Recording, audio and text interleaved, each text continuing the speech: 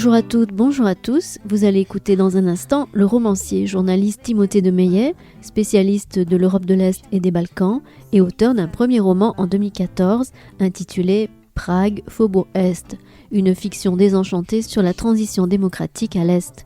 Mercredi 12 février 2025, Timothée de Maillet présentait à la librairie Ombre Blanche à Toulouse Le tumulte et l'oubli, chez Asphalt Éditions, une fresque romanesque inspirée de son histoire familiale qui suit sur plusieurs décennies le destin de deux femmes confrontées au bouleversement de l'histoire après l'annexion des Sudètes en 1938 par Hitler.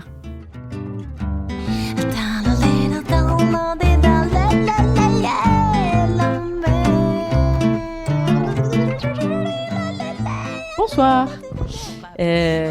Merci d'être venu et d'avoir bravé la pluie pour accueillir avec nous donc Timothée de Maillet qu'on reçoit pour la première fois à la librairie, et on est absolument enchantés puisqu'on suit ses livres depuis je pense quasiment le début. Pour commencer, moi j'aime bien toujours demander aux auteurs pour les gens dans la salle qui n'auraient pas lu le livre. Là en l'occurrence ce soir on va parler de son dernier livre, Le tumulte et l'oubli. Donc pour les gens dans la salle qui n'auraient pas lu le livre, est-ce que vous pourriez nous présenter ce roman ? Alors, déjà, bonsoir à toutes et à tous. Je suis aussi ravi d'être là dans cette librairie, dans cette belle librairie toulousaine, malgré la pluie. Je pensais avoir le beau temps. Alors, résumer ce livre, c'est assez compliqué. C'est un livre qui est... comme vous l'avez peut-être vu, qui est assez long, qui est assez ambitieux et qui recoupe à la fois 80 années d'histoire, donc qui débute en 1938, lorsque Hitler finalement demande le rattachement des Sudètes, qui sont cette région dans l'actuelle Tchécoslovaquie, à l'Allemagne, et qui va se terminer en 2018. Et donc pendant ces 80 années, on va suivre l'évolution à la fois d'une ville qui est la ville de Jedlov, comme les Tchèques l'appellent, ou alors Tannberg pour les Allemands, d'une région, donc les Sudètes, et puis d'une myrielle de personnages qu'on va voir évoluer à différentes époques, sous différents régimes et sous différentes circonstances et conditions. Donc c'est ça que le livre va retracer, c'est une forme de fresque historique et de destin aussi, de saga avec de nombreux personnages également qui évoluent pendant cette histoire. Voilà. C'est un très bon résumé que effectivement moi-même j'aurais été bien en peine de faire, donc merci. Parce qu'effectivement c'est un roman très dense dans le bon sens du terme. Je crois que ce roman s'inspire un peu de votre histoire familiale. Est-ce qu'on pourrait parler justement un petit peu de la naissance de la genèse de ce projet ? Alors oui, alors pour reprendre, moi je suis donc français, mais ma mère est allemande et mes deux grands-parents sont des Allemands des Sudètes. Alors peut-être pour resituer rapidement, pour les gens qui ne savent pas, les Allemands des Sudètes, c'était des minorités allemandes qui vivaient donc dans cette Europe centrale, souvent depuis le Moyen-Âge, et qui se sont donc retrouvés au cœur de la politique hitlérienne de Lebensraum, d'espace vital, puisque concrètement Hitler voulait rattacher au Reich allemand toutes les régions où des Allemands vivaient ou qui avaient une influence allemande. Et donc ces régions-là vont se retrouver touchées par l'histoire dans l'immédiat après Seconde Guerre mondiale, puisque tous les Allemands qui y vivent dans la Tchécoslovaquie d'après-guerre, mais aussi en Pologne, en Yougoslavie et en URSS, vont être expulsés vers l'Allemagne. Ce qui va être le destin de mes deux grands-parents, donc de mon grand-père et de ma grand-mère, qui ne se connaissaient pas encore à l'époque, qui étaient encore adolescents, qui vont donc se retrouver comme des millions d'Allemands expulsés avec 30 kilos de bagages, ce qui va représenter un des plus grands déplacements de population de l'histoire. Et ce qui est, on va dire, un moment de l'histoire sur lequel on s'étend assez peu, et on peut le comprendre, on n'a pas tellement envie, et à raison, de parler des malheurs des Allemands en 1945. Oui. Et donc, moi, c'est l'histoire avec laquelle j'ai grandi, qui était surtout une histoire de silence, parce que mes grands-parents, ils ne parlait pas de cette histoire, il racontait pas cette histoire-là. Donc il y avait seulement quelques indices qui trahissaient leurs origines. Ça passait par notamment la cuisine, par certains mots de tchèque qui étaient prononcés parfois, souvent des insultes d'ailleurs. Et puis voilà, puis cette impression en grandissant, je savais que j'avais mes origines quelque part là-bas à l'est. Et en fait, je suis retourné, alors peut-être c'est ça, j'ai été attiré par Prague, par l'est, et je suis... j'ai été y étudier à 20 ans d'abord une année à l'étranger en Erasmus, et puis j'y suis retourné plus tard pour faire des études un peu plus longues. Et c'est pendant une de ces années à Prague que ma grand-mère est décédée, donc cette grand-mère qui avait grandi en République tchèque, au moment justement où moi je commençais à apprendre cette langue, où je commençais un peu surtout à apprendre son histoire, et donc avant que je puisse lui en parler, que je puisse échanger avec elle. Et donc j'ai rejoint ma mère dans son appartement pour l'aider à vider cet appartement de ma grand-mère, et on a trouvé dans la boîte aux lettres de ma grand-mère une lettre de son amant de jeunesse, de son amoureux de jeunesse qui était un Tchèque et qui, 60 ans après l'expulsion de ma grand-mère, continuait de lui écrire des lettres, ils continuaient de correspondre ensemble. Alors c'était pas des grandes lettres passionnées, c'était une petite carte postale qui souhaitait joyeuse Pâques à ma grand-mère. Mais voilà, c'était suffisamment remarquable pour que ma grand-mère lui réponde, lui annonce la mort de ma grand-mère et lui dise que moi, le petit-fils, j'habitais désormais à Prague en donnant mon numéro de téléphone. Et 2 semaines plus tard, cet homme va m'appeler et va m'inviter à venir passer une journée avec lui dans la ville d'où venait ma grand-mère, dont j'avais absolument aucune connaissance. Et je vais passer une journée avec lui, à me promener dans cette ville, à revoir d'une certaine manière un pan de mon histoire qui ressurgit, à voir la maison où avait grandi ma grand-mère, la terrasse du café où ils s'étaient embrassés pour la première fois. Et cet homme pleurait, il avait presque plus de peine du décès de ma grand-mère que moi. Et puis voilà, sauf que j'avais 20 ans, 21 ans à l'époque, c'était pas des histoires qui m'intéressaient trop. Et j'ai beaucoup oublié de ce qu'il m'a raconté ce jour-là, parce qu'il m'a aussi beaucoup fait boire. Et donc, j'ai pas fait grand-chose de cette histoire. Et c'est, on va dire, 10-15 ans plus tard, lorsque j'ai commencé à écrire des romans, que je me suis dit qu'il y avait peut-être matière à raconter quelque chose à travers cette histoire. Alors, je voulais pas en faire une histoire autobiographique, mais je voulais en tous les cas écrire quelque chose autour de cette histoire d'amour un peu impossible, quoi. Voilà. Ça rappelle, pour ceux qui ont lu le roman, ça rappelle évidemment un des personnages du roman, mais on en parlera après puisque c'est un des personnages qui arrive à la fin.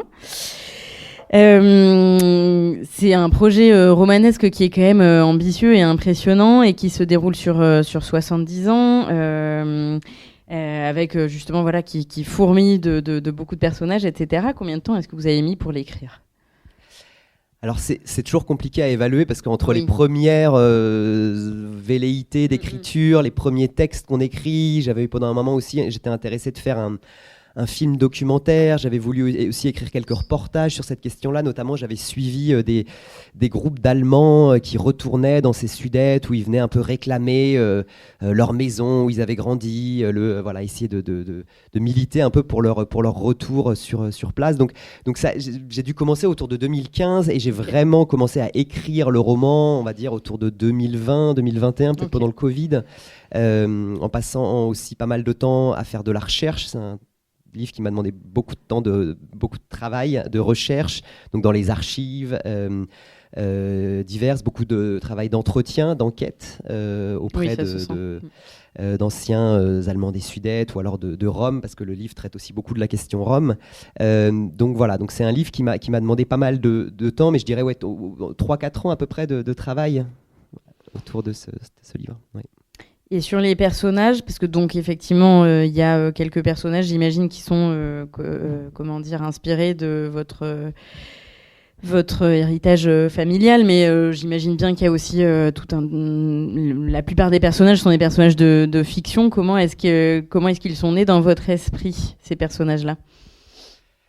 Alors, pour le personnage qu'un des personnages principaux sur lequel s'ouvre le livre, c'est Sieglinde, donc qui est cette Allemande. C'est inspiré, on va dire, librement de l'histoire de ma grand-mère, que je connaissais pas du tout son histoire d'ailleurs. Donc j'en ai fait d'une certaine manière, je me suis inspiré librement de ce qu'elle a été, ce qu'elle aurait été en tentant de raconter son personnage. Il y a un autre personnage qui est assez important. qui intervient au premier tiers du livre, qui est le personnage d'Ivetka, qui est une jeune Rome qui a 14-15 ans, qui est mariée assez jeune à un homme, et qui va incarner une seconde grande migration. Après l'expulsion des Allemands des Sudètes, on va se retrouver à partir des années 45, 46, 47, avec un déplacement à la fois qui est plus ou moins spontané ou un peu forcé aussi, des populations roms, notamment des régions slovaques, qui vont se retrouver à venir repeupler ces zones laissées libres par les Allemands. Et donc c'est cette seconde migration, elle est incarnée par le personnage d'Ivetka, qui va devenir voilà, cette jeune femme qui va être une des premières femmes roms à faire des études, à s'émanciper un petit peu de sa condition pendant le communisme tchécoslovaque. Et donc ce personnage-là, il m'a été inspiré d'un livre que j'avais lu dans le cadre de mes études, parce que j'avais beaucoup travaillé sur la question rome pendant mes études, okay. Et notamment un livre qui s'appelle Je suis né sous une bonne étoile d'Elena Latskova, qui était une jeune femme rome et qui raconte un petit peu sa vie d'émancipation. Donc j'ai repris un peu cette trajectoire tout en restant en l'adaptant très librement. Mais en tous les cas, ça me permettait d'avoir quelques repères sur une période qui est quand même difficile. Je ne suis pas historien, et c'est vrai que pour avoir des formes de jalons historiques, c'était bien d'avoir une forme de support sur lequel je pouvais m'appuyer. Après, il y a des personnages totalement fictifs, où là c'est totalement né de mon imagination. Il y a aussi des personnages qui étaient des personnages très secondaires au départ, et puis qui en fait par l'écriture vont finalement prendre beaucoup d'importance, vont se développer, vont prendre beaucoup plus de place qu'ils n'en avaient au départ dans ma tête quand j'ai commencé à construire le livre, quoi. Et puis donc il y a ce personnage de Laura qui intervient à la fin du livre, qui elle est très inspirée de moi, et j'avais un peu de mal à faire un personnage, j'avais un peu du mal à faire quelque chose de très autobiographique, et donc je me suis dit que l'astuce c'était d'écrire ça au féminin, et que ça me permettait de prendre plus de distance avec ce personnage-là. Voilà. Et oui, et alors justement, sur la construction, il y a sur tous ces personnages, je trouve qu'on a souvent l'impression d'observer un ballet avec des personnages qui apparaissent, des personnages qui disparaissent, qui finalement ne font des apparitions qu'à travers les pensées d'un autre personnage, etc., dont parfois on n'entend plus parler pendant des pages et des pages. Et voilà, et ça je me demandais, parce que c'est très équilibré, on parvient quand même à s'y retrouver à chaque fois, mais ça me semble être comment est-ce qu'on opère ce travail d'orfèvre pour arriver à ne pas perdre le lecteur, justement, quand on est écrivain? Alors ça, je sais pas si j'ai réussi, mais en tous les cas, ça s'est fait progressivement. Au départ, le livre devait être un peu constitué en 3 blocs qui correspondaient un peu aux 3 régimes qu'a connu cette région. Donc le bloc un peu allemand avec l'époque, la période nazie, puis le gros bloc était la période communiste, qu'ont durablement marqué ces régions-là. Et puis le 3e bloc était le bloc de l'économie de marché, du capitalisme, qui arrive à partir des années 90. Et donc il y avait un peu un personnage pour chacune de ces époques.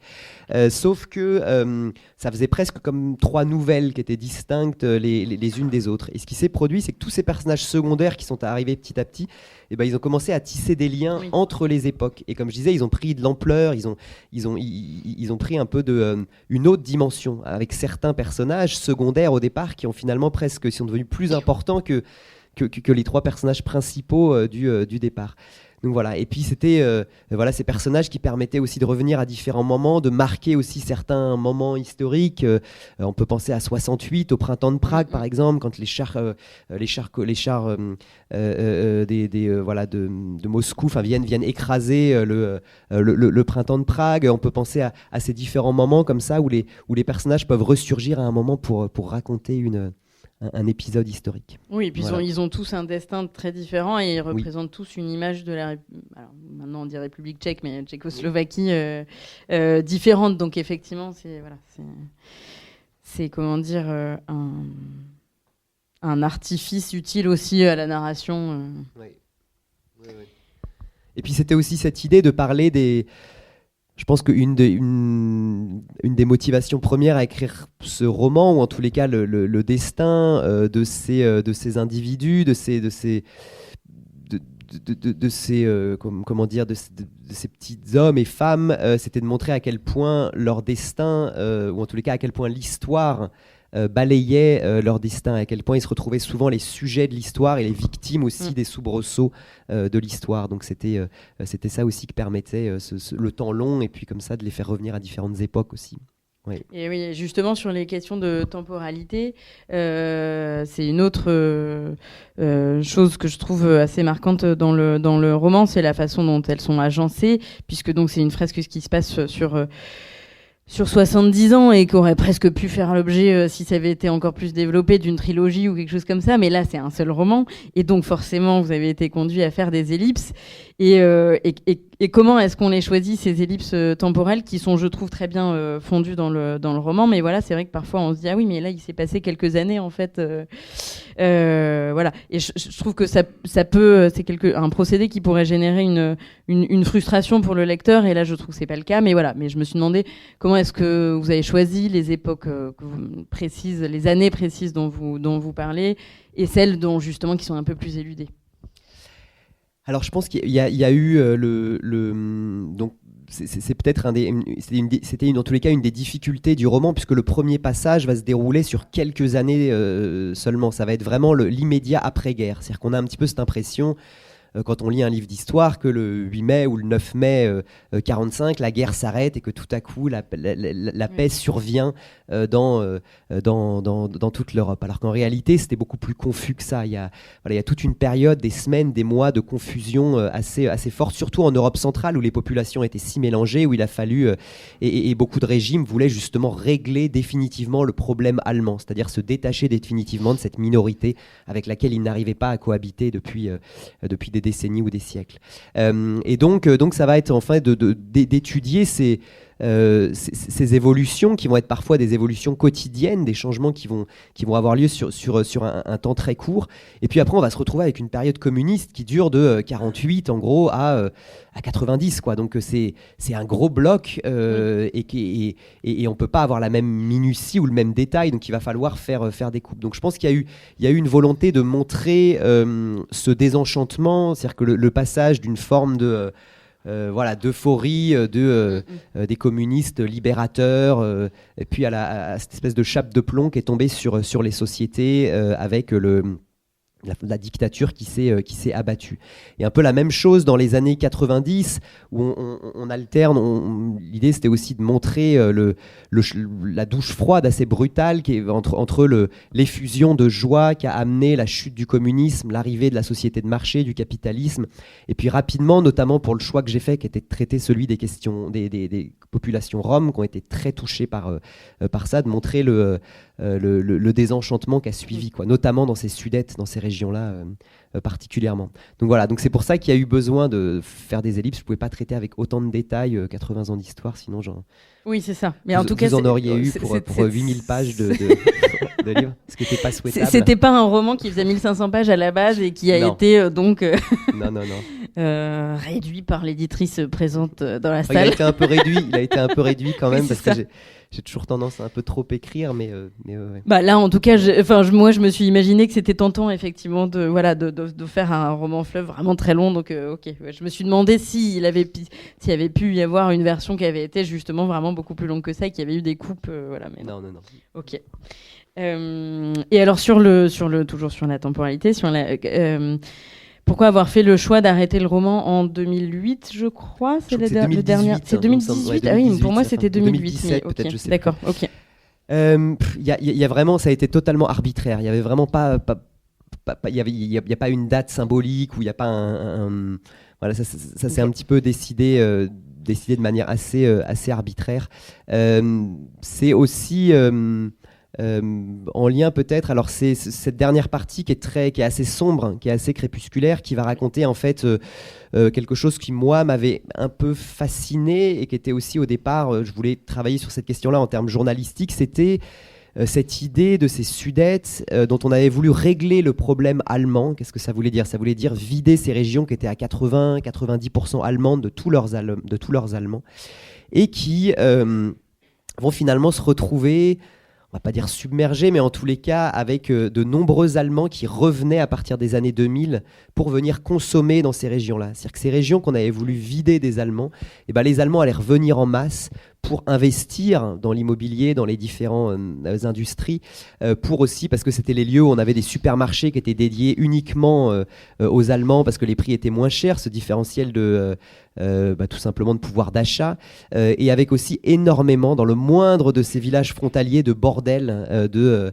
lieux de prostitution, et où souvent les femmes qui travaillaient étaient les descendantes des Roms qui étaient revenus peupler les régions, qui venaient habiter dans les villes dont les Allemands avaient été chassés, et dont les clients étaient ces femmes mêmes Allemands, théoriquement, qui avaient pu en être chassés. Donc je trouvais qu'il y avait une forme de balancier de l'histoire ou d'ironie que je trouvais assez glaçante. Et j'avais même rencontré des maisons de retraite. J'avais été visiter des maisons de retraite où on avait des Allemands, alors qu'on ouvrait sur place parce que ça coûtait 2 fois moins cher qu'en Allemagne, et où les familles allemandes envoyaient leurs personnes du 3e âge allemand parce que ça coûtait moins cher, avec un service qui était un petit peu en langue allemande. Et je me rappelais avoir rencontré ces 2 personnes qui étaient des Allemands qui avaient été expulsés en 1945 par la Tchécoslovaquie, oui, et qui avaient été renvoyés par leur famille dans ces mouroirs, quoi, de l'autre côté de la frontière. Donc je trouvais à nouveau qu'il y avait une forme d'ironie de l'histoire assez... voilà. Donc c'était un peu ça que ça voulait raconter, cette période-là. Et donc ça me permettait d'aller jusqu'à cette date-là, de raconter un peu aussi les différentes évolutions des Sudètes à ce moment-là, le côté cyclique. Exactement. Ouais. Alors, j'ai relevé quelques citations dans le livre, et là j'en ai une sur laquelle s'appuie ma question suivante. C'est un petit passage au milieu à peu près du livre. On est au milieu des années 50. Et au milieu de ce chaos, seul vestige du passé, le Lion d'Or, installé dans l'ancienne fabrique de papier, Zeltilev, demeura. Quelle ironie, pensa Mirko, les communistes ont détruit le passé tchèque et préservé les quartiers allemands. Jedlov était devenue la ville du malentendu. Je trouve cette citation intéressante parce que elle reflète bien le travail topographique que vous avez fait sur ce roman, et la présence de la ville de Jedlov notamment. Est-ce qu'on peut parler un petit peu de cette ville qui... Alors moi, je croyais qu'elle existait vraiment, parce que j'ai trouvé en fait une ville en République tchèque qui porte à peu près le même nom, et c'est en cherchant le nom allemand que je me suis dit mais non, c'est bizarre, il n'y a pas de ville qui s'appelle Tenberg, donc voilà. Et après j'ai lu je sais plus où qu'effectivement pas du tout, cette ville n'existait pas. Donc voilà. Alors pourquoi est-ce que vous avez choisi une ville imaginaire ? Et comment est-ce que vous l'avez construite, cette ville ? Alors, en effet, la ville, c'est peut-être... on a parlé des personnages... Oui, c'est un personnage, c'est le personnage physique, le plus fixe, forcément. Mais peut-être que la ville, c'est le personnage le oui, plus important ou le plus présent du livre. D'ailleurs, au départ, une de mes volontés, c'était peut-être de raconter cette histoire par le prisme de la ville. J'aurais voulu, ou j'ai tenté, quand j'écrivais le livre, que le livre soit rédigé à la première personne et que ce soit la ville qui parle, que ce soit la ville qui nous raconte son histoire, que tout soit vu par les yeux de la ville. Alors ça me posait un peu des problèmes, déjà parce que cette ville elle avait quelque chose d'assez moralisateur, elle avait tendance un peu à juger un peu comme ça les hommes qui la peuplaient et qui refaisaient un peu toujours les mêmes erreurs au fil du temps. Et puis j'avais aussi ce problème où pendant la narration, il y a certains personnages qui à certains moments s'éloignent de la ville, qui quittent la ville, qui vont à Prague, on a certaines scènes en Allemagne, etc. Donc finalement, j'avais du mal à justifier l'éloignement des personnages de cette ville. Donc finalement, j'ai abandonné ce projet-là, mais ce qui est resté, c'est que la ville a un rôle très important. Parce que finalement, elle permet de raconter aussi toutes les évolutions par son regard. C'est-à-dire qu'on va voir comment chaque régime qui va venir va tenter de la modeler, va tenter de la bâtir, va tenter de la rebâtir, va tenter finalement à la fois de créer du neuf, parce que chaque nouveau régime qui vient, il vient avec une idéologie et il vient avec une volonté de faire table rase sur le passé. Et justement, en faisant table rase sur le passé, on va aussi créer de l'oubli. On va aussi raser tout ce qu'il y avait avant. Voilà. Et donc ça me permettait cette ville, en faisant une ville fictive et non pas en prenant une ville qui existait, parce que là je me je me contraignais un peu à une histoire. On est un peu plus contraint, j'imagine, de raconter d'avoir un espèce de voir de vérité ou de réalité, oui. D'avoir un vrai, de raconter l'histoire d'une ville. Là, ça me permettait d'être totalement libre et de pouvoir piocher dans certaines histoires de villes que je trouvais assez intéressantes. Et là, ce qu'on raconte dans cette citation, c'est un moment assez particulier où les communistes vont totalement détruire toute une partie de la ville qui était, de manière ironique, la ville qui était le quartier où vivaient les Tchèques. Donc ils vont détruire ce quartier-là, alors même qu'ils ont viré les Allemands, et donc ils vont détruire le quartier tchèque pour construire une énorme centrale à charbon et puis mine à cet endroit-là. Et ça reprend un peu la destinée d'une ville en Tchécoslovaquie, République tchèque, qui s'appelle Most, qui a été aussi pareillement totalement détruite par les communistes. Ils ont gardé qu'une seule chose, c'était une vieille église gothique qui doit dater du XIIe ou XIIIe siècle, et qu'ils ont été déplacés, alors je sais pas, un espèce de chantier un peu titanesque de 900 mètres pour la replacer ailleurs, et à la place, cette ville-là a été remplacée pareil par une usine. Et j'avais été justement avec des Allemands qui venaient de cette ville-là et qui avaient voulu retourner sur place pour retourner sur le lieu d'où ils étaient originaires, et donc ils ne retrouvaient rien. C'était assez dérangeant pour eux. Ils allaient voir dans ce lieu-là où ils avaient grandi, où ils avaient vécu, ils voulaient retourner voir la maison de leur enfance, et il n'y avait plus rien. Donc c'était comme si toute une partie de leur passé avait été gommée, avait été engloutie, quoi. Et voilà, donc je trouvais que cet exemple-là était intéressant. Et puis voilà, donc il y a eu plusieurs exemples de villes comme ça qui m'ont inspiré et dont je me suis inspiré. Mais cette ville, voilà, j'ai même dessiné des plans, j'avais toute une carte que je m'étais faite pour pas trop m'y perdre, et puis pour la voir un peu évoluer, comment elle grandissait au fil du temps. Voilà, oui, puis comme c'est les mêmes noms de rues qui reviennent, etc. Même en tant que lecteur, je trouve on prend assez rapidement des repères et qu'on a l'impression de la connaître, cette ville. En fait, c'est effectivement un personnage à part entière. Et alors d'ailleurs, il y a une phrase, un moment qui est dite ou qui est pensée par donc ce personnage de Laura à la fin, et qui dit « Ah, si les villes pouvaient parler ». Et voilà, je me suis dit c'est un joli clin d'œil au pouvoir de l'écrivain, justement. Je me suis dit ça doit être aussi un plaisir, d'auteur, de pouvoir faire parler de l'inanimé. Bah oui, et puis c'est vrai que j'avais été assez inspiré d'un livre d'une autrice qui s'appelle Diane Meur, qui est publiée chez Sabine Vespizer.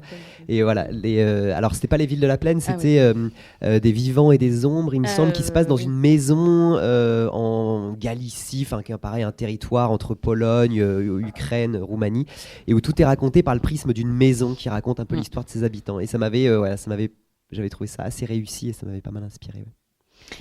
Je trouve aussi que l'idée de ce lieu, alors c'est pas une unité de lieu, puisque quand même on a quelques personnages en effet qui partent à d'autres endroits, mais on y revient toujours à cette ville.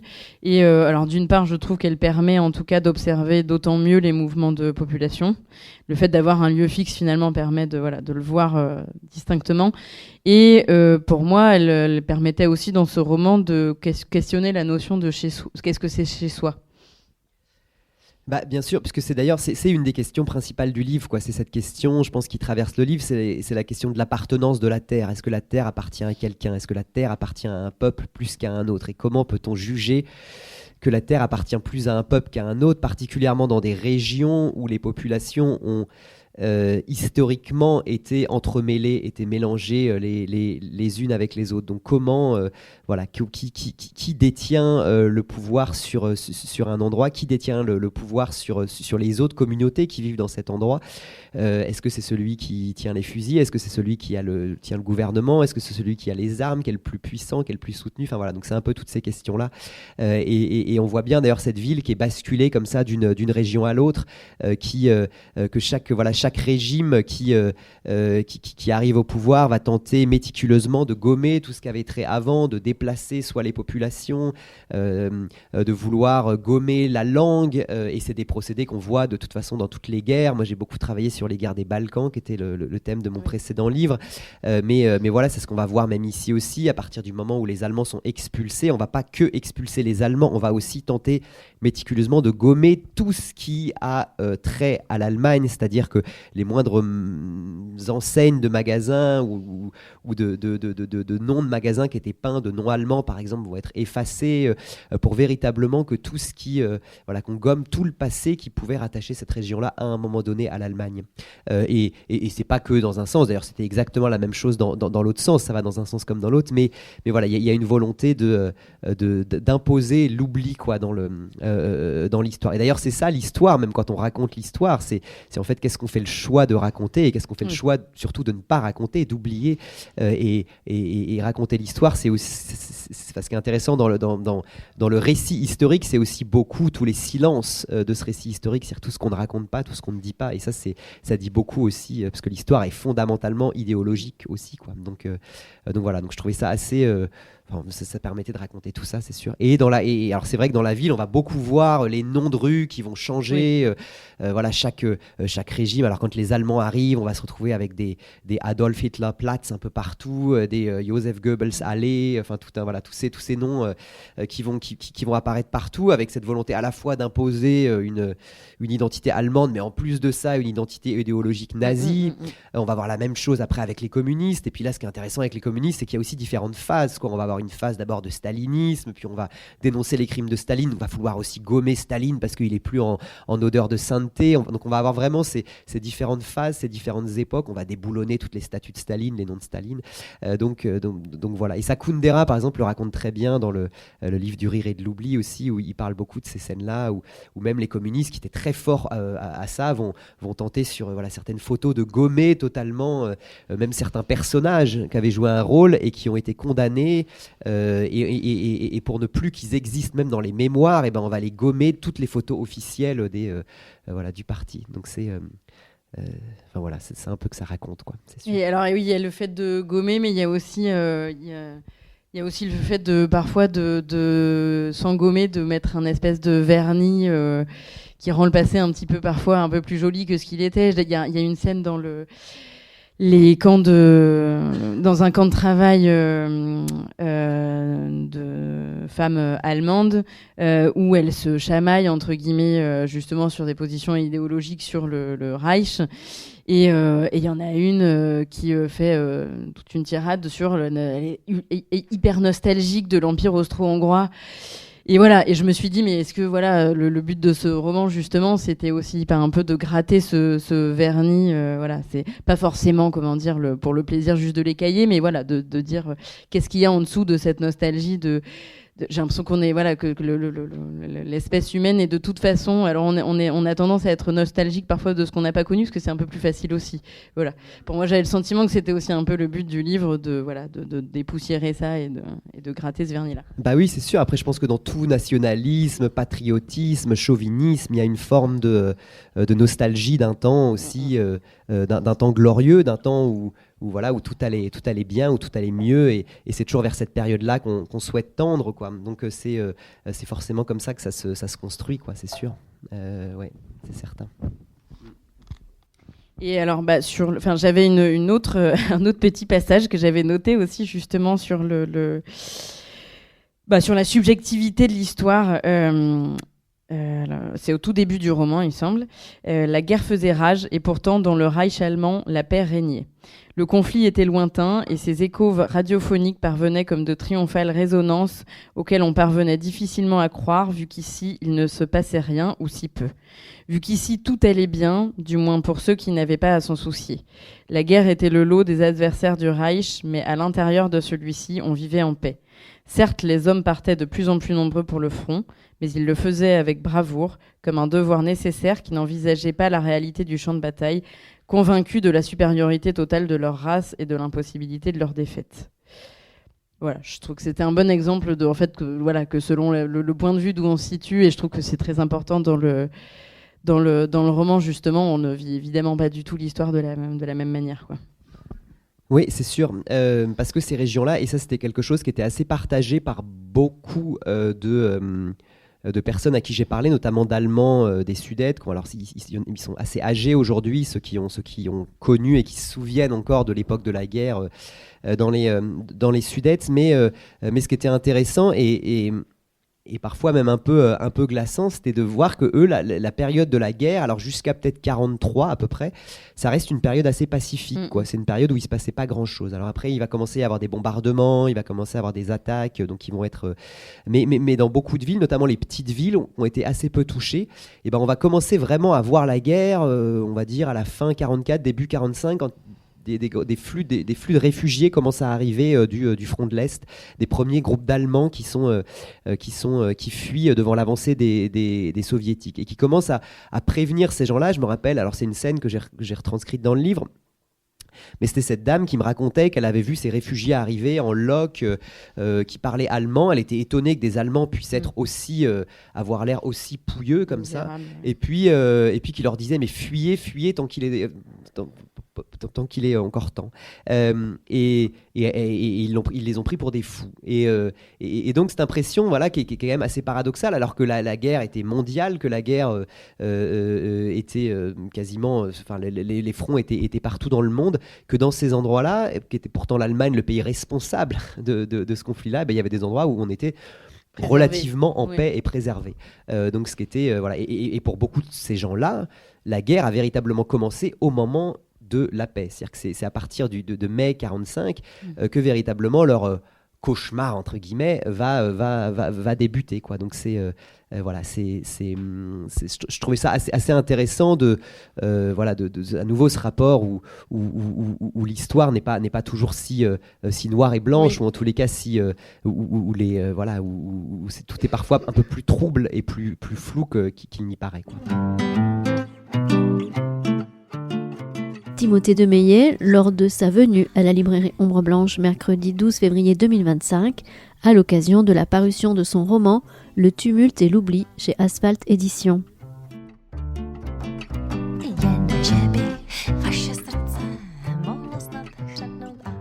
Vous disiez tout à l'heure qu'effectivement, c'est comment dire, le ériger les Allemands en victimes, alors même si c'est beaucoup plus compliqué que ça dans le roman, mais ça se fait pas vraiment. Est-ce que vous marchiez sur des œufs? Est-ce que ça a été compliqué est-ce que c'était particulièrement épineux comme question, et comment arriver à se sortir de ça, justement?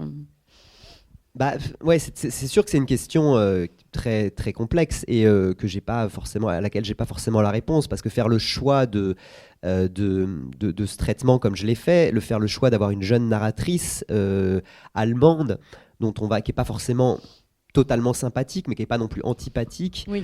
Qui adhère quand même en tous les cas, ses parents adhèrent très fortement à l'idéologie nazie. Elle, un peu plus jeune et a peut-être un peu plus de doutes. Elle s'en soucie un peu moins, on va dire, mais elle a le luxe de pas s'en soucier non plus, oui, en tout cas une partie de pas avoir à s'en soucier, quoi, c'est ça. Mais en tous les cas, c'est sûr de faire ce choix d'en faire une héroïne pour lequel forcément on va avoir le lecteur, on va pousser en tant qu'auteur, avec ce côté un peu pervers, de pousser le lecteur à avoir une forme de compassion pour elle. Oui. Ça pose question, c'est sûr, ça pose question. Ça pose des questions éthiques, bien entendu. C'était cette question des Sudètes. Alors elle est un peu plus traitée en Allemagne, mais quand on regarde les publications en France autour de cette question-là, alors je vais pas, il y a des publications scientifiques assez sérieuses dessus, etc. Mais il y a quand même aussi beaucoup de choses qui viennent de milieux plutôt négationnistes, extrême droite et autres. Donc c'est vrai que c'est quand même une question qui reste assez surtout traitée dans ces milieux-là. Donc comment essayer de traiter cette question-là en faisant quelque chose d'un peu plus critique? Alors voilà, je pense que je me suis réfugié derrière l'histoire de ma famille, finalement, derrière le fait que c'était mon histoire, et que de ce fait-là je me sentais d'une certaine manière légitime à la traiter, mais il y a eu des questions, notamment je me suis senti un peu l'obligation de parler de la communauté juive sur place, puisque parce que je trouvais ça difficile de ne pas le faire, en fait. Je trouvais ça difficile de passer sous silence, même si c'était pas véritablement le thème du livre, mais de totalement passer sous silence l'extermination des Juifs. Voilà. sûr. Et ça va. Alors, par contre, c'est une question qui va revenir beaucoup avec les Tziganes, notamment, puisque il y a eu un projet aussi d'extermination des Tziganes en Tchéquie, où quasiment, je crois qu'il y avait 90 000 Tziganes et quasiment l'intégralité, il me semble 87 000 Tziganes des territoires tchèques ont été exterminés pendant la Deuxième Guerre mondiale. Donc c'est quelque chose qui va quand même revenir un petit peu avec la deuxième partie du livre, où on va parler un peu de la destinée des Tziganes, des Roms. Et j'ai relevé une autre citation. Le vent de l'histoire soufflait dans son sens, le soutien des gouvernements du monde entier, les Américains, les Anglais, les Russes. Il avait lu, beaucoup lu, et il savait tout ça. Même Churchill l'avait dit, beaucoup d'Allemands des Sudètes seront tués dans votre pays aussi. Nous n'y pouvons rien, et je suis d'accord. Au bout de quelques mois, nous dirons ça suffit, et nous nous attellerons à la paix. Alors, est-ce que c'est une vraie citation de Churchill ? Oui, c'est une vraie citation. Il y a eu vraiment, à partir de 44-45, une volonté de la communauté internationale de régler le problème allemand. Et donc, il y a eu une forme de blanc-seing, de légitimation sur place qu'ont pu laisser éclater un peu les violences, une forme de violence, ouais, de vengeance contre ces populations-là. Mais ça a été la plupart des gouvernements du monde ont soutenu ça, quoi. Ouais. Oui, c'est vrai que ça fait un peu froid dans le dos quand on le lit. Dans un contexte où on est face à une forme d'incarnation absolue du mal, du pire de ce qu'on a vu dans l'histoire de l'humanité, quoi. Donc il y a cette... Voilà, c'est sûr qu'avec aujourd'hui un petit peu de recul, on a conscience qu'il y avait bien sûr parmi le lot de nombreux innocents, mais il y a eu c'est quand même des populations, notamment dans les Sudètes, qui avaient voté à 98 et quelques % pour le parti d'Hitler. Il y avait quand même une adhésion très forte, d'autant plus dans ces zones-là, parce que Hitler en avait fait le cœur de sa politique d'expansion, et que ces populations des Sudètes, ces Allemands des Sudètes, voyaient dans Hitler leur sauveur. C'est-à-dire que je ne sais pas si ces 98% étaient antisémites et voulaient l'extermination des Juifs, mais en tous les cas, ils voyaient dans Hitler le seul qui les défendait et qui voulait les rattacher à l'Allemagne. Et donc c'était leur sauveur, quoi. Ça c'est certain. Le salut passé par lui, quoi. Ouais. Et alors justement sur la question donc des populations roms, ça passe par plusieurs personnages dans le roman, mais notamment un personnage. Alors ça y est, j'ai oublié son nom. Michal Tulej, non ? Non, celui justement qui rentre en Slovaquie. Qui va se marier avec Gabor. Ouais, voilà, c'est ça. Et alors comment dire, moi ça m'a paru un peu plus flou justement, parce que donc l'explication de pourquoi cette migration de population des Roms de Slovaquie vers les Sudètes passait par ce personnage-là qui leur vend une espèce d'Éden, où tout d'un coup tous leurs problèmes vont se résoudre en claquant des doigts quasiment. Mais voilà, mais du coup je me demandais dans les faits pourquoi est-ce qu'il y a eu une telle migration en fait historiquement. Alors, il y a deux impulsions, et la première, c'est celle que représente ce Tonio Gaibor, qui est un espèce de personnage un peu marginal, qui est un peu qui se retrouve à partir de 45. Alors, ce qui va se passer, il faut s'imaginer, c'est qu'il y a des territoires entiers qui se retrouvent vidés de leur population, des villages entiers qui sont vidés des Allemands. C'était souvent des villages assez riches, c'était des zones très industrielles, et donc il va y avoir très rapidement une vague de migration de populations qui vont tenter d'aller coloniser ces terres qui ont été vidées de leur population. Et donc dans ces groupes-là, il y avait c'était un peu pas mal de sortes de hors-la-loi qui avaient été libérés des prisons et qui voyaient le moyen d'aller récupérer notamment d'aller piller les différentes maisons, tous les objets que les Allemands n'avaient pas pu prendre puisqu'ils devaient partir avec seulement 20 kilos de bagages, quoi. Donc lui, c'est un de ces personnes-là qui se glisse un peu comme ça dans les interstices de l'histoire et qui vient de ce village en Slovaquie, où les Roms slovaques ont été pendant la guerre moins persécutés que les Roms tchèques, mais ils se sont souvent réfugiés dans des endroits très reculés, très ruraux, et souvent beaucoup d'entre eux n'ont même pas connaissance que la guerre est finie, n'ont même pas connaissance que le conflit est arrêté.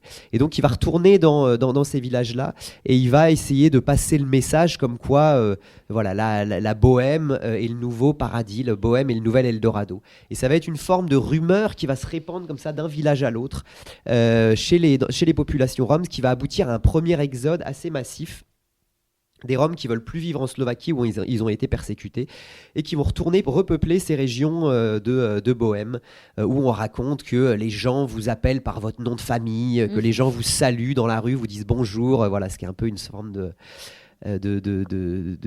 choses jamais vues pour les Roms dans ces zones-là. Donc voilà, donc il va y avoir un grand mouvement qui va être assez vraiment dans l'immédiat après-guerre.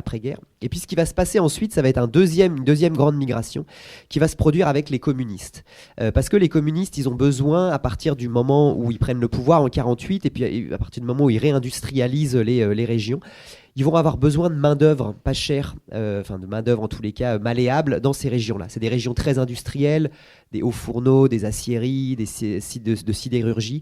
Et donc les Allemands étant partis, c'est des zones vides et il faut faire tourner cette industrie. Il faut aussi reconstruire parce que c'est des zones qui ont été assez détruites. Et donc on va voir dans la main-d'œuvre Rome une possibilité de faire coup double, c'est-à-dire à la fois d'avoir cette main-d'œuvre pas chère, et puis deuxièmement de casser les liens familiaux et culturels chez les Roms, c'est-à-dire de les disperser un peu partout dans ces Sudètes. Et pour finalement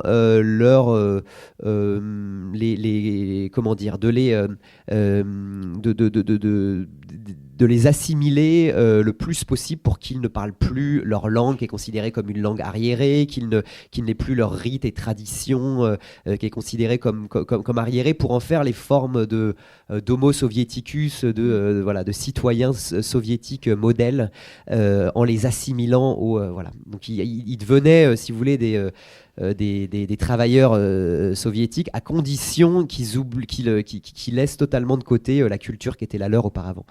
Et donc voilà, donc dans les premières années, il va y avoir vraiment cette volonté-là d'en faire des travailleurs exemplaires chez les communistes.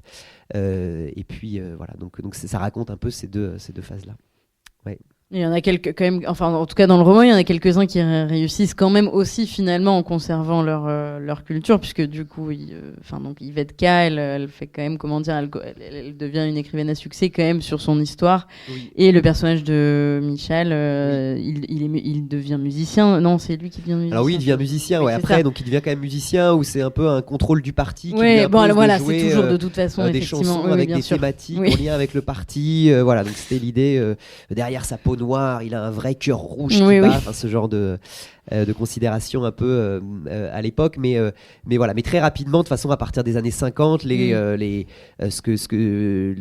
politique un peu tolérante des communistes envers les Roms va s'arrêter et on va se retrouver dans une même politique de discrimination comme il y avait auparavant ensuite aussi, quoi. Ouais. Et aujourd'hui, c'est la place des Roms en République tchèque. Est-ce que c'est encore une communauté très importante déjà? Et est-ce qu'ils font l'objet encore de toujours énormément de discrimination? Alors il y a beaucoup de discrimination, donc c'est pas la communauté, c'est une communauté qui reste assez restreinte comparée à d'autres pays d'Europe centrale ou d'Europe orientale, comparée à la Hongrie, la Roumanie, la Bulgarie, où il y a des communautés roms qui sont beaucoup plus importantes.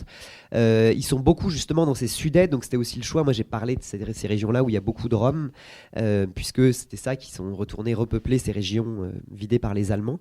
Et ça a été enfin en tous les cas les années 90 ont été des années cauchemardesques pour les communautés roms en Tchécoslovaquie et Tchéquie, à tel point que le Canada leur a garanti, je crois en 96, le statut de réfugié politique, parce que il y avait vraiment une sorte de ratonnade assez importante, avec un chômage qui a explosé dès la fin des années 90. Alors la situation est toujours assez mauvaise, on va dire. La chance, entre guillemets, des Roms en Tchéquie aujourd'hui, c'est qu'il y a, on parle beaucoup plus des migrants aujourd'hui, et donc on a un peu plus oublié. Ah oui. L'attention s'est reportée sur un autre. L'attention s'est reportée sur un autre groupe. Oui, c'est ça. Donc finalement, ils sont plus les boucs émissaires, en tous les cas, le numéro 1 sur la liste des boucs émissaires, mais voilà. Mais en tous les cas, la situation est toujours assez compliquée, c'est sûr. D'accord. Oui. Et alors, quel a été l'accueil de votre famille sur ce livre? Est-ce qu'ils étaient très curieux, justement? Est-ce que ça a été une découverte pour eux aussi? Est-ce qu'ils étaient curieux de ce que vous en aviez fait, etc.? Eh ben, étonnamment pas trop, non, ça les intéresse pas trop. Ok, d'accord. Non, je pense qu'il y a... Enfin, je crois que c'était cette question un peu des Allemands des Sudètes, c'est une question qui a été qui est en Allemagne, qui est très vivante chez ceux qui l'ont vécu. C'est-à-dire les populations qui ont été elles-mêmes touchées par ça. C'est vraiment une question en Allemagne qui est très importante. Je crois qu'on dit qu'aujourd'hui, peut-être un Allemand sur 4 est un Allemand aujourd'hui qui descend de familles qui ont été déplacées. Donc c'est vraiment une question qui est très importante, qui était aussi très importante dans les années 90, au moment de la chute du communisme, au moment de l'intégration de ces régions-là, parce que ça posait beaucoup de questions sur la restitution potentielle de tous les biens qui avaient été confisqués aux Allemands. Donc ça posait beaucoup de questions. Et c'est là qu'il y a eu aussi une forme de lobbying très fort, qui était souvent rattaché à des partis politiques en Allemagne, conservateurs, pour faire avancer ces questions-là. Donc c'était surtout ceux qui l'avaient vécu. La deuxième génération, qui est un peu celle de ma mère, ils se sont détournés de cette question-là. C'est une question qui les intéressait pas trop. Et puis il y a une forme peut-être aujourd'hui de réappropriation de cette question par la troisième génération, mais d'une manière peut-être moins politique, ou moins, en tous les cas, avec moins de revendications, mais plus par intérêt, ou plutôt dans une idée justement de réconciliation sur place, quoi. Donc on voit beaucoup aujourd'hui d'initiatives de réconciliation. On voit ça aussi côté tchèque. C'était pendant très longtemps quelque chose, moi quand j'ai fait mes études, c'était vraiment tabou. Fallait pas parler de cette question-là, fallait pas parler des crimes en 45, fallait pas questionner cette époque-là. C'était vraiment, on n'en parlait pas. Et puis à partir là de ces dernières années, il y a des chercheurs, beaucoup de chercheurs en Tchéquie qui réinvestissent cette question-là et qui se mettent à retravailler un peu sur cette question-là, aussi dans des idées d'exhumer le passé allemand qui avait été consciencieusement gommé, et parce que ça fait partie de l'histoire de ces lieux-là, quoi. Donc donc c'est une forme de renouveau un peu. Mais dans ma famille, ils n'étaient pas trop intéressés. Même en plus en parallèle, j'ai fait des études un peu. Enfin, j'ai mené un peu des enquêtes. Des enquêtes. D'archives, quoi. J'ai essayé un peu de retrouver des archives. Oui. J'étais un peu curieux de savoir est-ce qu'ils avaient adhéré au nazisme ou pas, enfin quelle avait été leur position, quoi. Mais voilà, j'avais un peu partagé mes résultats, mais ça ne nous intéressait pas sans plus sans grand enthousiasme. Ouais. Et alors ce personnage de Laura qui donc vous ressemble beaucoup et qui a donc maintenant on le sait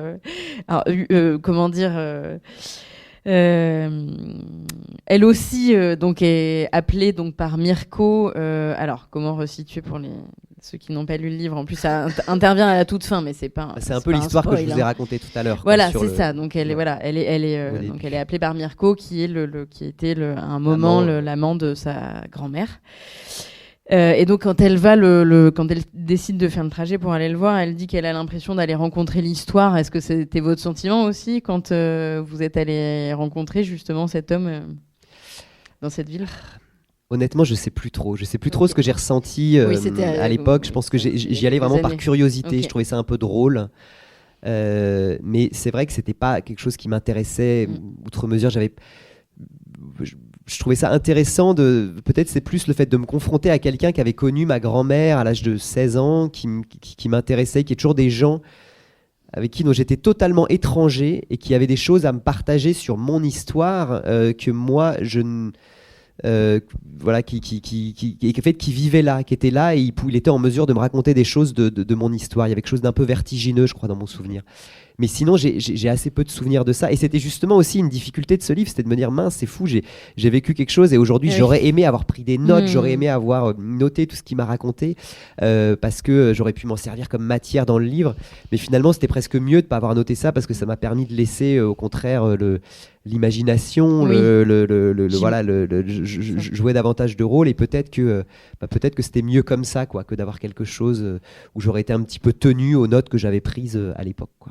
Oui, voilà. Peut-être que quand on a trop de matière, factuelle, c'est un peu plus difficile de s'en détacher pour laisser la place à la fiction. On est un peu plus prisonnier, quoi, avec cette matière. Ouais.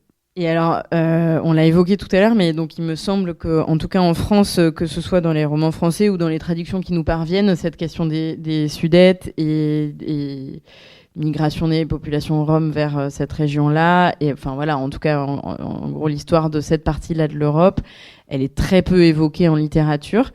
Est-ce que vous avez pu, avoir accès et lire des romans qui ont pu vous aider à l'écriture de ce livre ? Alors il y a eu beaucoup de lectures, assez peu de fiction. Alors, non, il y a eu de la fiction. Il y a eu de la fiction. Assez peu d'auteurs français, j'allais dire. Oui, alors là, j'ai vu que c'est quoi, Vanessa Springora, c'est ça, l'autrice du Consentement, a sorti un livre à la rentrée de janvier là sur justement sur les Sudètes elle-même. Je crois que son père. Je me souvenais pas que c'était sur les Sudètes. Oui, c'est sur son père. Son donc père, ça il me semble, qui est son grand-père, c'est ça, qui est originaire des Sudètes. Donc il y a ce livre-là, j'ai vu qu'il est sorti quasiment immédiatement après le mien. Mais sinon, c'est des livres, alors beaucoup de livres d'auteurs allemands, d'auteurs tchèques aussi, qui ont traité de cette question-là et qui parlaient de ces questions-là. Donc là, c'était à nouveau pour avoir des formes de repères historiques ou des jalons historiques, mais je pense que en tous les cas, l'enseignement du livre, ou ce que ça raconte, ou cette histoire-là, cette histoire de la lutte pour un territoire, de la volonté de nationaliser, de faire sien d'une région entière, je pense qu'elle est assez universelle et qu'on la retrouve aujourd'hui, que ce soit dans les Balkans, ou que ce soit en Ukraine, ou que ce soit entre Israël et la Palestine. Enfin, voilà, ces questions-là qui sont aujourd'hui très contemporaines en tous les cas, et voilà, et qui je pense ne se limitent pas aux Sudètes et à cette période-là, quoi, en tous les cas. Oui. Alors, j'ai juste 2 petites questions et après je vais laisser la parole à ceux qui voudront poser à leur tour. C'est pas le premier livre que vous avez écrit sur la République tchèque et on sent effectivement votre attachement à cette région de l'Europe. Est-ce que vous pourriez envisager d'écrire à nouveau un roman qui se passe dans ce coin-là ? Alors non, je pense que là je vais plus écrire sur ces zones-là. Non, je sais pas, on peut jamais dire jamais. Je pense qu'il y a une forme d'inspiration. C'est des régions qui me passionnent. J'y ai passé beaucoup de temps, j'y ai vécu assez longuement, et puis voilà, je trouve qu'il y a des questions qui font, je sais pas, en tous les cas, il y a des questions qui me font beaucoup plus écho à moi. En tous les cas, j'arrive beaucoup plus à traiter ces questions-là que si je le faisais sur la France, par exemple, ou je sais pas, je trouve que c'est peut-être des questions qui seraient beaucoup plus politisées ou qui seraient beaucoup plus, voilà, je trouve qu'il y a, pour moi, en tous les cas, plus de distance avec ça. Donc, ça me permet d'avoir un peu plus de distance par rapport au sujet que je traite. Après, je sais que c'est moins vendeur, c'est mieux de traiter des sujets sur la France, mais en termes purement de marketing et de vente de livres, c'est sûr que c'est pas le mieux. Mais non, je pense que je vais revenir un peu par ici, un peu. Ça rejoint donc ma dernière question qui était si vous avez déjà un prochain roman en cours Alors là, j'ai pas de prochain roman en cours actuellement. Non, j'écris pas de roman actuellement. Là, je travaille sur j'ai un livre jeunesse, un album qui sort le mois prochain. Voilà, à l'école des loisirs, sur une petite fille qui se transforme en licorne. C'est un peu la métamorphose de Kafka, mais avec licorne, un peu plus léger. On est sur des thématiques moins sérieuses. Encore il y a peut-être moyen de raconter des choses aussi. Et puis, je travaille sur un projet de BD, donc de roman graphique, sur un conseiller politique américain. Donc là, c'est un projet de BD qui devrait sortir l'année prochaine, que je suis en train de rédiger. Voilà, donc c'est un peu l'actualité aujourd'hui. Mais j'ai pas de roman. Enfin, j'ai plusieurs projets comme ça, mais sans grande. Il n'y a rien qui va dans une direction précise. Qui ne va pas encore dans une direction précise. Très bien. Ouais, voilà. Merci. Est-ce que quelqu'un veut poser une question ? C'est sûr. Alors, je vous fais passer le micro parce que les rencontres sont enregistrées pour des podcasts. Oui. En vous écoutant, j'ai été pris un petit peu j'ai fait une petite crise de jalousie, finalement. Il se trouve que moi, je suis le fils d'un Ostsertrieben, un de ces Allemands. Alors, mon père n'est pas originaire des Sudètes, il est originaire de Prusse orientale. C'est pas mieux, hein. En termes de souffrance endurée, etc., c'est très, très difficile. Alors, j'ai lu, en particulier dans le premier tiers de votre livre, beaucoup de choses qui ont éveillé des échos chez moi, bien sûr. Lorsque Sieglinde et sa mère franchissent le col du Hirschberg, j'ai pensé à ma grand-mère. Mon grand-père était déjà décédé. qui, eux, ont franchi le Haff de Stettin, la lagune, en janvier 1945, sous les bombardements russes, puisque les Russes étaient déjà là. Et puis, ainsi de suite, il y a plusieurs reprises. Vous parlez de Tannenberg. Il se trouve que pas très loin de chez mes parents, chez mon père et mes grands-parents, il y a une ville qui s'appelle Tannenberg, qui est aussi le siège de 2 victoires allemandes sur les Russes. Et puis, bon, ainsi de suite. Donc, il y a eu beaucoup de choses qui m'intéressaient. Alors, moi, je voulais juste vous poser une question qui tient à ce qui est, au fond, le plus intéressant dans votre livre, si je puis dire, c'est l'attachement à la terre. Alors, dans le livre, à 2 reprises, vous utilisez le mot que j'aurais voulu vous entendre développer aujourd'hui. C'est le terme de Heimat. Alors ce terme, j'ai proposé il y a 6 ou 7 ans de le traduire en français par la matrie, car il n'y a pas de mot en français pour dire Heimat. C'est la réponse à une question que vous avez posée, c'est pourquoi est-on attaché à un territoire ? Et ici, je dirais que dans les Sudètes, comme en Prusse orientale, ça n'est pas nécessairement un engagement politique. Ces gens-là, ils sont nazis, certes, mais avant d'être nazis, ils sont de quelque part. Ils sont d'un lieu. Ils sont de là où ils sont nés, où ils vivent leurs parents, où sont enterrés leurs grands-parents, etc. Et c'est cette perte de la Heimat, ce déracinement, qui motive aujourd'hui cette espèce de revanchisme. Hein.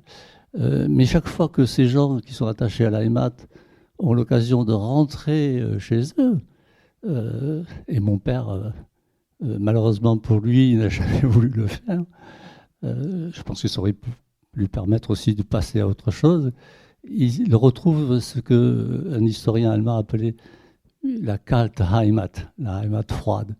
Une Heimat où ils ne se reconnaissent plus, parce que comme vous l'avez si bien dit, les rues ont changé, les bâtiments ont changé, etc.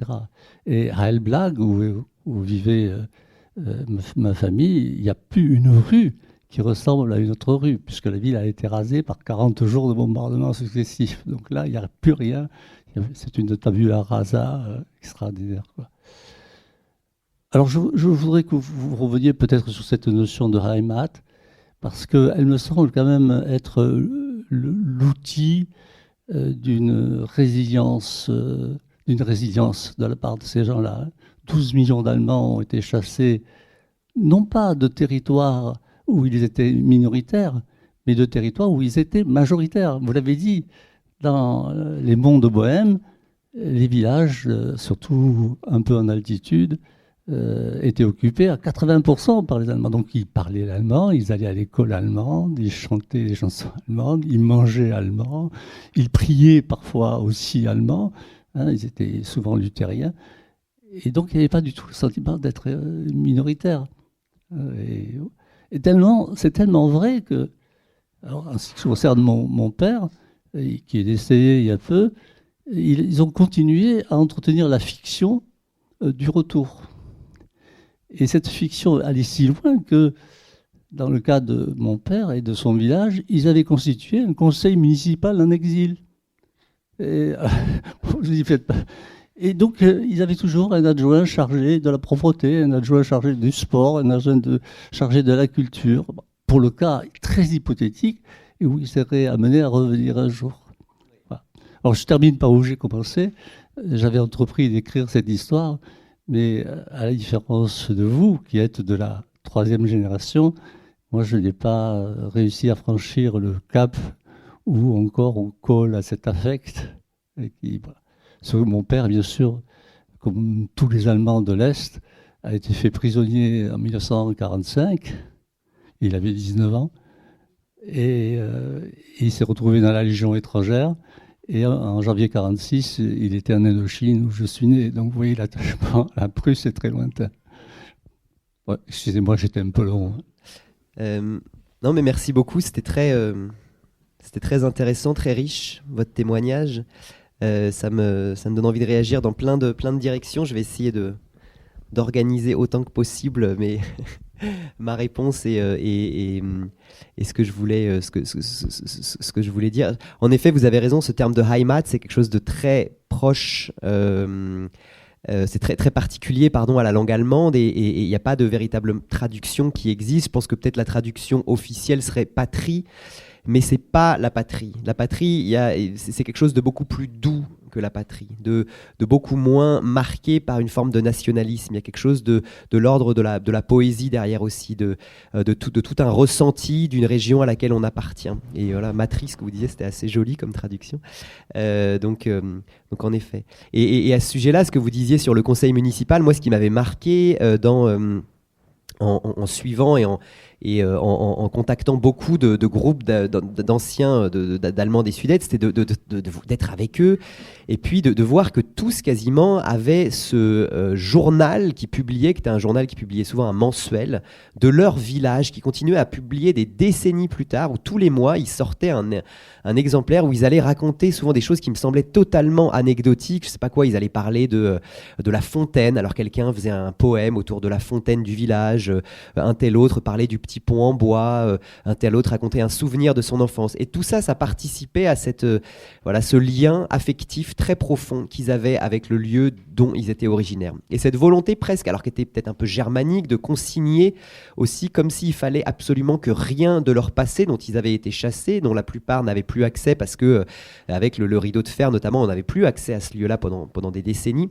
comme si on voulait consigner pour l'éternité tout ce qui avait composé celui-là. Une volonté presque d'inventaire exhaustif de ce village dont on était originaire. Et d'ailleurs, dans le livre, il y a un personnage, le personnage de Mirko, alors qui n'est pas allemand, mais lui qui va faire la même chose, qui va tenter tout au long du livre d'essayer de se rappeler de tout ce qu'a constitué son histoire avec cette Sieglinde, avec cette Allemande.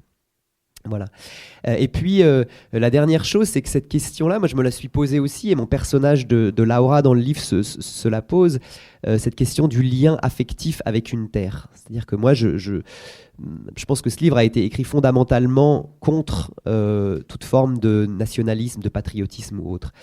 Néanmoins, je me souviens de jeune d'arriver pour la première fois en Tchéquie, et j'ai ressenti une forme de lien affectif très fort avec cet endroit-là, qui est peut-être totalement créé ou totalement artificiel, mais en tous les cas, j'y ai retrouvé des choses où je me suis senti dans une forme de Heimat sur place, dans une forme d'endroit où j'étais à ma place, où il y avait quelque chose où je me sentais bien. Et ça passait par des formes de ressenti, d'odeurs, de paysages, de choses auxquelles j'étais assez attaché. Et donc il y a ce personnage-là dans le livre, elle se pose cette question de cet attachement à la terre. Et elle-même est assez antinationaliste, etc. Donc elle balaye vite ces considérations-là, comme moi j'ai pu le faire à l'époque, je pense. Mais en tous les cas, la question, elle est là. Voilà, il y a une forme d'attachement. Est-ce que si on détruit tout d'une terre, est-ce que si on ne reste rien, est-ce que l'attachement perdure, même s'il ne reste plus rien? Voilà, c'est une question assez intéressante, certainement. Oui, merci. C'est juste on a parlé un peu de l'Allemagne, enfin de votre famille en Allemagne, mais est-ce qu'il a été traduit en allemand? Parce que les Allemands, bon, certes, parlent bien français, mais pas évident de le lire en français, peut-être. Alors non, malheureusement, il n'a pas été traduit en allemand. Je ne sais pas s'il le sera. J'aurais bien aimé. J'ai quelques Allemands qui l'ont lu, des francophones, Allemands francophones qui l'ont lu, notamment deux Allemandes qui m'avaient aidé dans l'écriture du livre, avec qui j'avais parlé, qui était elle-même une qui était allemande des Sudètes et l'autre descendante d'Allemands des Sudètes, et qui m'avaient un peu raconté, partagé leur histoire. Et j'avais eu leur retour, et c'était assez... Voilà, ils ont d'une certaine manière, c'était assez intéressant d'avoir leur retour. Ouais. C'était une question assez. De votre génération, Non, c'était vraiment des personnes qui avaient, qui étaient âgées, quoi, des personnes âgées, ouais. Et qui ont vu ça comme si en fait je témoignais de leur histoire, quoi. C'était une forme de témoignage de leur histoire en tous les cas. Enfin, elles m'ont remercié d'avoir rendu hommage ou d'avoir raconté leur histoire. Voilà. La question que j'avais derrière, si je peux me permettre, c'est juste. Ouais. L'Allemagne, je crois, change beaucoup. En tout cas, la société allemande évolue là en ce moment assez rapidement. Enfin, c'est mon analyse. Effectivement, je pense que toute cette histoire-là était véritablement passée au silence pendant très longtemps. Est-ce qu'en ce moment, est-ce que le timing n'est pas bon finalement? On pourrait dire la même chose de la France avec l'Algérie, par exemple, mais il y a des choses qui ressortent. Et effectivement, parfois, il faut attendre 2 générations. Mais est-ce que finalement, les Allemands aujourd'hui ne sont pas prêts à recevoir ce livre-là ? Et voilà. Alors, honnêtement, je sais pas. C'est vrai que c'est une question qui était beaucoup traitée, mais seulement dans une logique mémorielle, quoi. C'est-à-dire qu'on voulait un peu, c'était l'idée de témoigner des souffrances qu'avaient vécues les Allemands. C'était assez peu traité de manière critique, quoi, en tous les cas, ce truc-là, cette question-là. Mais je pense quand même qu'en Allemagne, c'est une question qui est très traitée, qui est très traitée. Donc je sais pas si les évolutions, je pense qu'il y a plus une volonté chez beaucoup de gens qu'on oublie tout ça, qu'on arrête de parler de ça en Allemagne, parce que c'est une question dont notamment les jeunes, ils en ont énormément entendu parler, et je sais que même chez mes cousins, par exemple, quand je leur ai dit que je travaillais là-dessus, c'était c'est un peu vieillot, quoi, c'est un peu ringard de faire un truc là-dessus en Allemagne. Voilà, donc je sais pas si c'est, peut-être que c'est je sais pas si c'est un atout pour moi. Voilà,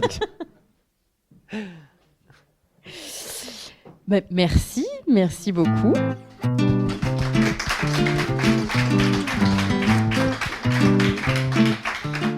Le livre de Timothée de Meillet, Le tumulte et l'oubli, est publié aux éditions Asphalte. Chez cet éditeur, Timothée de Meillet a aussi fait paraître les romans Prague Faubourg Est, Jusqu'à la bête et Demain la brume. Il a signé également les films documentaires Vukovar et Kosovo trouble identitaire avec Grégoire Ossoa. La rencontre que vous venez d'écouter a été enregistrée à la librairie Ombre Blanche, mercredi 12 février 2025, et réalisée et mise en onde par Radio Radio, en partenariat avec Radio Radio Plus et Radio Terre.